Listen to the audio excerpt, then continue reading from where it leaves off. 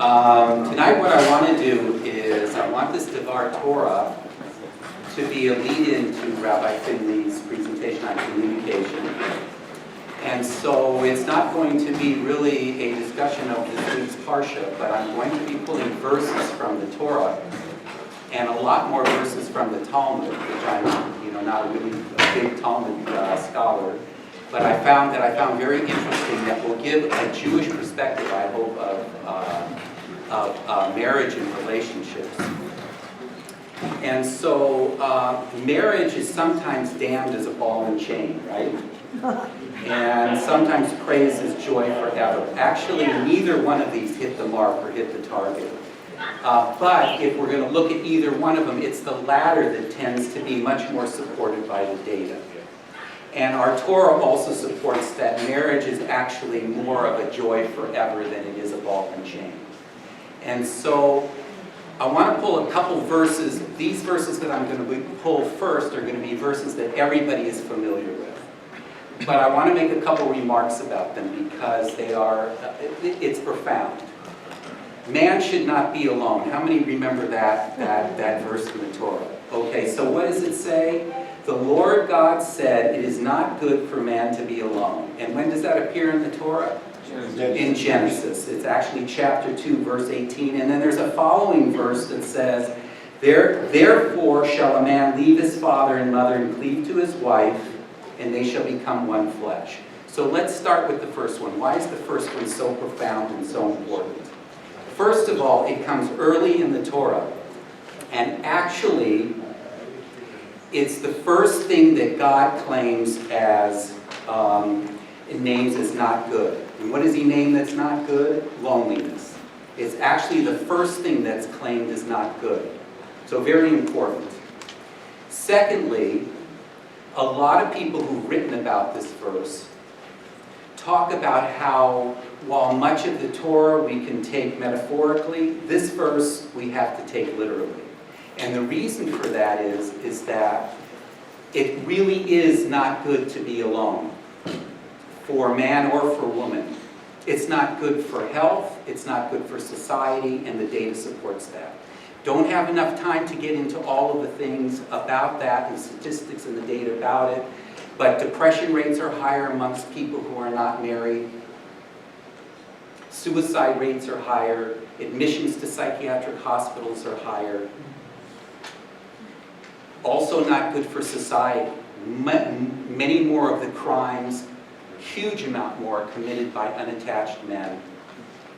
And the literalness of having an attachment is pretty serious. If you look at the studies that have been done on happiness, some of the big researchers like Ed Diener or Martin Seligman, who did a huge study on happiness, what they found is they looked at the highest 10%, those people who report themselves as being extremely happy.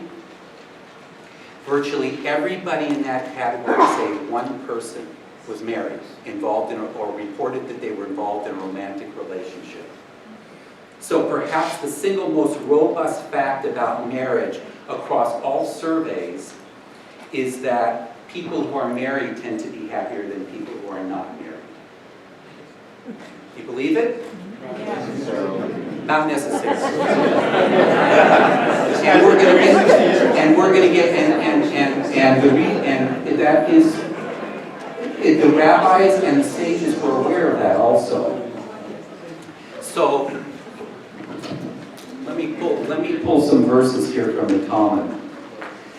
But one other thing about the happiness thing with marriage, what these studies showed were that they were true across all ethnic groups and across 17 nations that were studied. So it's pretty profound. There's actually few predictors that are more robust than happiness than marriage when you look for the correlations with happiness. More than finances, more than community, happiness with one's community, and so forth. So what about the awful marriage? Somebody said, no, I don't believe it, right? Married people have the least amount of depression, but an unhappy marriage undermines well-being. definitely undermines well-being, and there's very high rates of that, and serious illnesses can go along with that also. The rabbis were aware of this, and here are some verses that were pretty amazing to me in the Talmud. There's a phrase in the Talmud, this might shock you. This is many years ago. A father is forbidden to marry off his daughter while she is a minor. He must wait until she is grown up and says, I want so-and-so. How many people think about Eastern Europe, our Orthodox brethren in Eastern Europe, with Yenta the matchmaker? Okay? Did that happen? Yes, it happened. Did the Talmud like that? No. The Talmud frowned upon that. The Talmud damns those who arrange inappropriate marriages. Listen to this. One who marries his daughter to an old man or takes a wife for his young son, concerning him, the Talmud teaches, the Lord will not pardon him. And there are instructions also for would-be grooms. A man is forbidden to marry a woman until he first sees her, lest he later find her objectionable and she becomes repulsive to him. You're supposed to pick your own mate. People weren't supposed to meddle in you getting married with relationships. Our sages took that very seriously.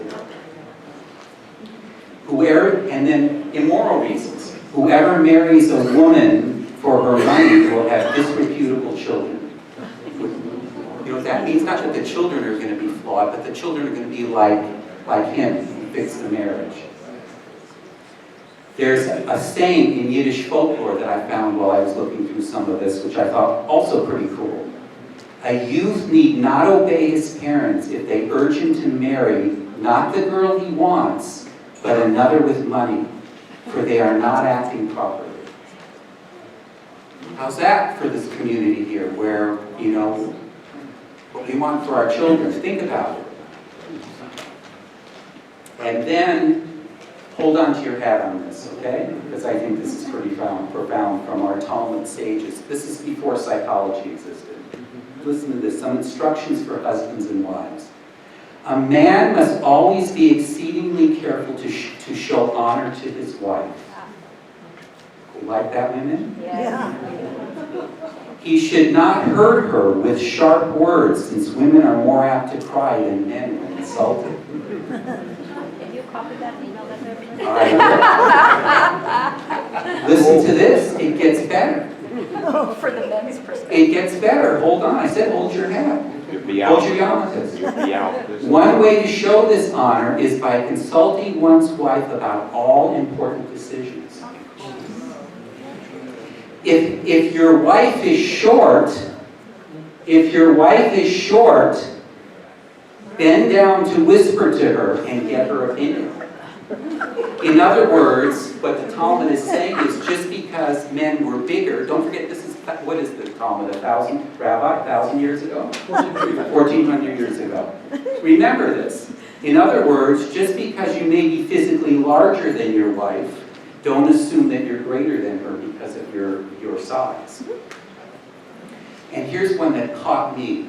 Think about how many marriages go through this now today. If a man forbade his wife to do any work, he must divorce her and pay her ketubah. What's ketubah? The amount agreed upon in the marriage contract. For idleness leads to insanity. In other words, what the rabbis were telling us in the Talmud is that a man is not supposed to see his wife as merely a plaything. Not just supposed to be there at his beck and call. And is allowed to have her develop her own expertise and responsibility. So here's the strongest one, and then I'm going to conclude in a minute. This is the ultimate, and this is in the Talmud. A man should love his wife as himself and honor her more than himself. What does that sound like? What does that sound like? A happy marriage.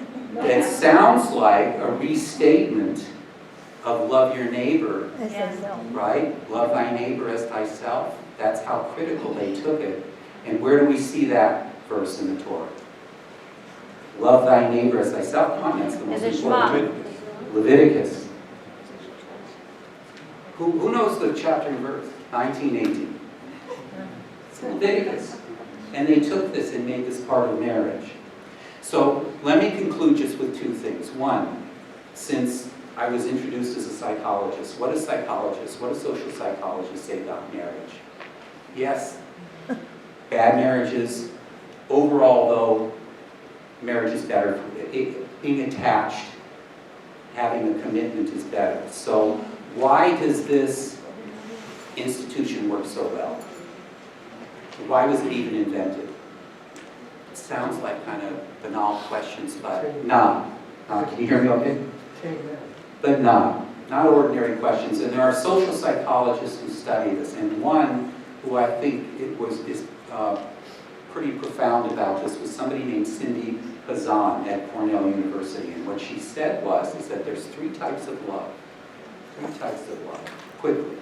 One, the first type of love is the type of love that a child has for its parents. The prototype is child-to-parent love, although it can come in other forms. The love of somebody who raises us, takes care of us, and nurtures us. The second kind of love that she cites is the kind of love that we have for people who need these kinds of provisions from us. The prototype for that is parent-child love. And the third kind of love is romantic love, which she defines as the idealization of another, idolizing their strengths and their virtues, and diminishing or playing down their bad parts. Think about marriage. Marriage is the place where all three of these kinds of very powerful love can happen under one umbrella. And that's the stuff that really makes marriage very important. Why we need to hear from Rabbi Finley to help us put them together. It's on pressure on you tonight, Rabbi. You can handle it. I know I'm afraid things about you. Back to unhappy marriages, and then I'm going to stop. Listen to this. What did the rabbi say about marital unhappiness? Among those, this is the Talmud, among those who will never behold the face of hell is he who has had a bad wife. In other words, one who stays in a bad marriage has endured his own hell while living and is free in the afterlife. Okay? And then I found a Yiddish proverb. Listen to this. And this is from way back in the 13th century. Before you marry, make sure you know whom you are going to divorce. Finally. Rabbi, I want you to hear this, okay? Okay. All right. I want you to hear this. We're both psychologists. I'm going to quote Rodney Dangerfield. Okay? Here's what he said, and I'll let you comment on this about how to keep marriages together. He said about he and his wife, we sleep in separate bedrooms, we have dinner apart, we take separate vacations. We were doing everything we can to keep our marriage together. I hope you have some other things to tell us, but I think he kind of summed it up in one way, right? Thank you, everybody.